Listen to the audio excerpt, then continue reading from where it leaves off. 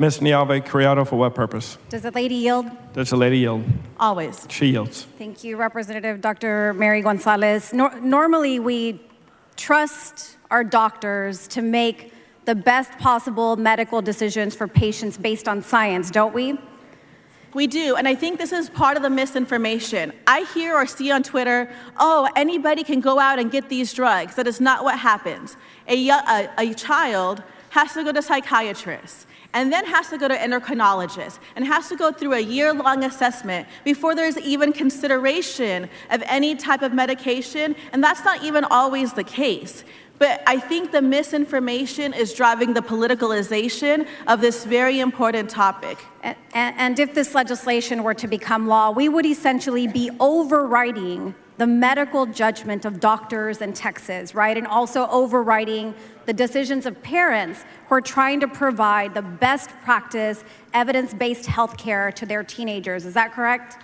I think that's completely accurate. So we have heard from doctors, again, this is the standard of care. You would sue us if you didn't give us the standard of care. And now we're saying, just kidding, we're banning that. And then parents genuinely love their children. They are making these decisions with their doctors, and we're saying, I'm sorry, parents, we in this room know better than you. We are going to not give you the access to make the choices for your own children.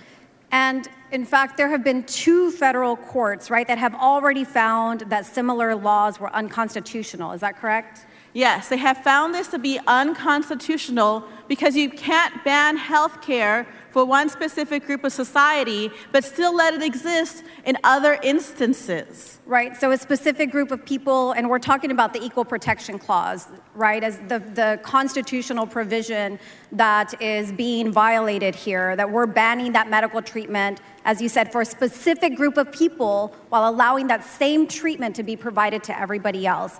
Right? That's exactly right. And the 2 courts, one of them was from the 8th Circuit Court of Appeals. Another one was a federal judge that was appointed by President Trump, blocked an Alabama law. And then there was also a block of an Arkansas law that was similar to what we're hearing today, right? I think that's accurate. And for those of us who want to be fiscally conservative, if we know this is literally unconstitutional because of the Equal Protection Clause, then why are we passing unconstitutional pieces of legislation? And would you say that based on this, the violation of the Equal Protection Clause, that this legislation is discriminating against a specific group of people when it comes to their health care? Yes, this is, it was nearly stated here at the front mic earlier by the bill author. It is still acceptable in this instance, but not acceptable in this instance. And would you agree also that stopping somebody's prescriptions immediately that have been deemed medically necessary by a licensed physician could have immediate and harmful side effects? Yes, and I think what's important to note, again, members, the young people who are on these medical treatments, it didn't happen overnight.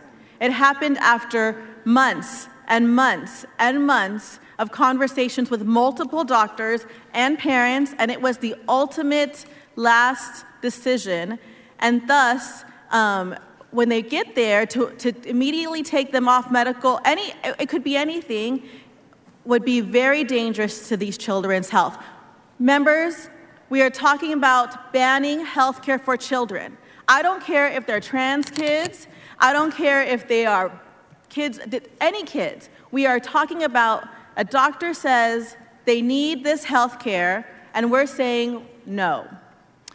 Mr. Speaker.